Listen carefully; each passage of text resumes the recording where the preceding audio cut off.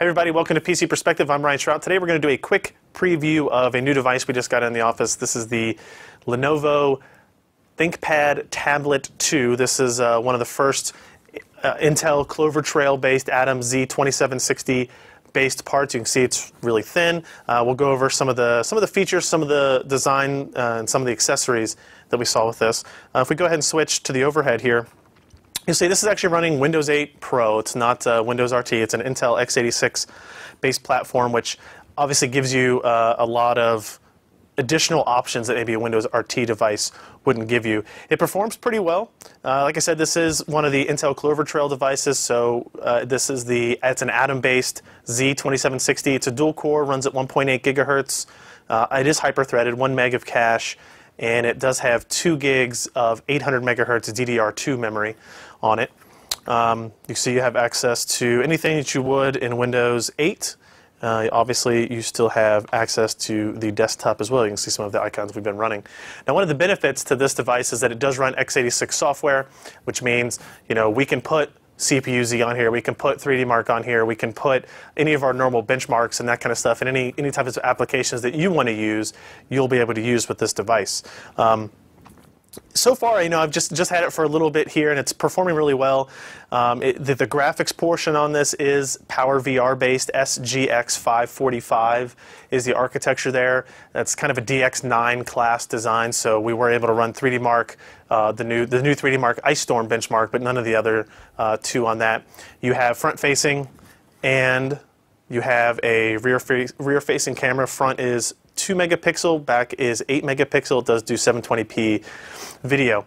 If we go ahead and just do a walk around the device, you've got a 1366 by 768 screen.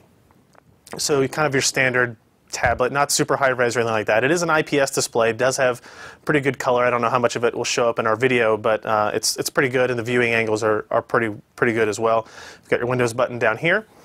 If we look at the sides, we have auto rotate lock, you've got your volume rockers, you've got a headphone connection there. Up top we have the sleep button. We also have up here underneath this, you have space for a micro SD card and a SIM card should you want to put broadband on it. On this side you actually have, let's see if I can angle that up a little bit, this is the USB charging cable, so it does charge out of the box just through a regular kind of USB connection, which is both good and bad. It charges maybe a little bit slower because it's a 10-watt device, but most tablets are doing that these days. And then underneath here, you will see a full-size USB port. So that's actually really handy for people that plan on using this as a computing device and not just necessarily as an entertainment device. The back, nothing too fancy there. You've got your cameras, you've got your light sensor, that kind of stuff. It is a very slim design, very sleek. On the bottom, you've got a dock connector. You've got an HDMI connection there as well. It only weighs, I think it's 1.3 pounds. It has a 30 watt-hour battery, so I think that's considered a 2-cell. They're claiming 10 hours of battery life with viewing content and playing back, just typical web browsing, but we'll see about that. Maybe interesting here is we have a digitizer pen that comes with it.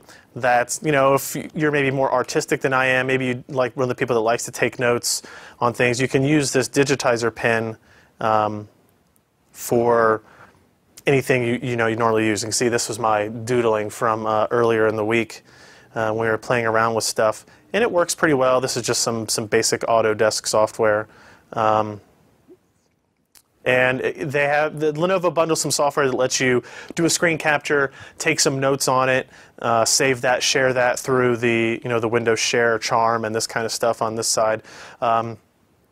Pretty good device overall so far in our usage scenarios, and I think if you were considering something like the Microsoft Surface or the Asus VivoTab or something like that, and those are running Windows RT, and you were a little worried about not having x86 application backwards compatibility, something like this is going to be an answer for that.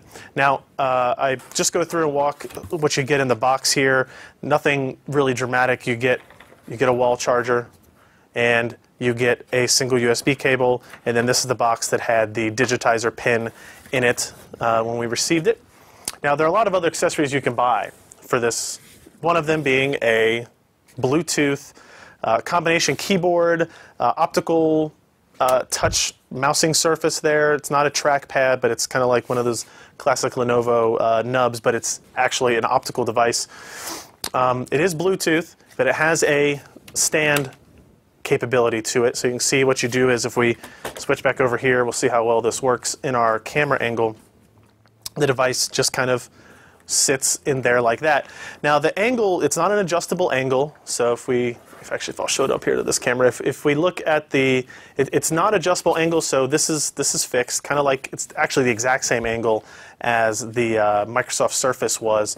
And then you basically have a keyboard that you can use for any of your purposes. You've got a mouse cursor, you've got your buttons and all that normal kind of stuff, and it actually works pretty well.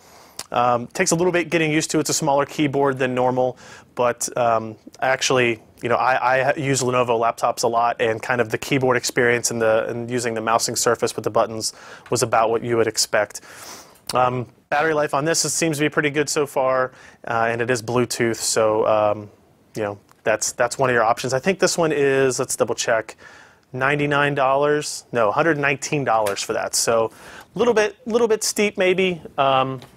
But that's just one of your options. We also have, let's see, if you want to do that, you can get the sleeve that actually will hold both the keyboard and the tablet itself. Maybe, let's see, let's do this one next. This is you can't have a Lenovo laptop without, especially a ThinkPad laptop, without a VGA device. So this actually plugs into the dock connector on the bottom here, and gives you VGA output for your tablet should you need that for some purpose. Maybe the most interesting device that I've seen so far is the dock. So this is the enterprise level docking station is what they call it. And on the back here you have the device plugs in as you would expect. Then you have your standard kind of Lenovo power cable, so you'll be able to power this as well as charge the device. You have gigabit Ethernet, you have USB ports, you have audio in and out, you have full-size HDMI, which is nice, and a USB connection, and then another USB connection on the back.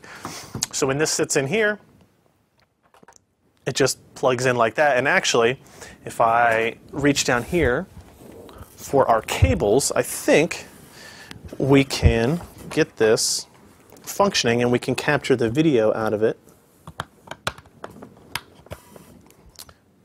So once we have it plugged in, you're just connected to secondary monitor. Here we have it mirroring. That way I can see what's going on while we record this video. But you could export. You can do 1080p out of it. So if you have a secondary monitor at your workstation, right? So the idea is you take this device, you plug it in, plug in all your accessories, a regular keyboard, regular mouse, storage devices, USB-based storage devices, hardwired Ethernet. You just plug it into the dock. Your monitor comes up. All your accessories work. You can use it as a typical, low-powered PC. Then you just simply unplug it and you have all of that information or whatever information you've stored locally on there. A couple of other interesting things. If we look here, I can show you, if we load up 3D Mark, I can show you our benchmark result from that. The ADO result, which is storage, is a little bit interesting. But let's go ahead and let this initialize here. And performance on it is actually pretty good. This is my first hands-on time, longer than just a simple demo someplace with it. You can see here's our score. I don't really have a whole lot of other results yet to share with you, but it is, it was playing this at 14 frames per second, something like that. You're not going to be using this as a gaming device. It has DX9 compliance, but don't expect to, even really play some of the more modest Steam games on it. If we look at the storage result, this will be a little bit interesting. You notice that even though we have 64 gigs of storage, that we're only getting 82 megs per second read speeds and like 36 megs per second write speeds. And that is because it's not using an SSD, it's using an eMMC, which is an embedded memory card, essentially. Maybe not a big deal. Again, you're not going to be using you're not going to be doing mass copies of data across these types of things, and I think for most applications, 60 megs per second read is going to be fine, 30 megs write. But if you happen to be doing any kind of low-end video stuff, that might be a concern. overall, our configured price on this device was $729, and that I think includes the digitizer pen. All the other accessories are going to be a little bit higher. You know, this enterprise dock is $99. The Bluetooth keyboard and stand combination is $120. Kind of falls in line with some of your standard ThinkPad accessory lines.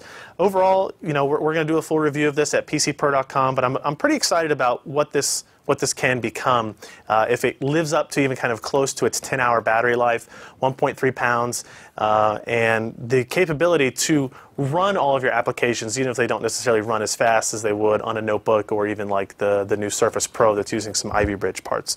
So this is the Lenovo ThinkPad Tablet 2. Be sure to keep an eye out at PCPro.com for the full review.